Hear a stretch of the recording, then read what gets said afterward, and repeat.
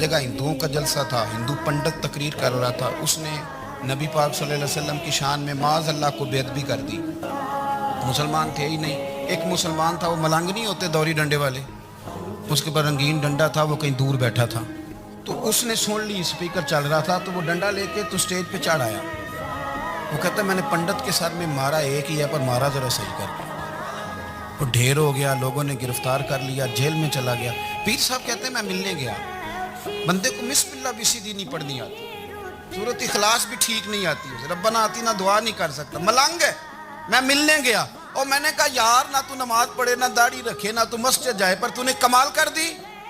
تو کہتے ہیں پیر صاحب چھم چھم رویا اور پنجابی میں کہنے لگا پیر صاحب میں گناہگار ہاں، پر اپنے نبی دا غدار تے نہیں نا۔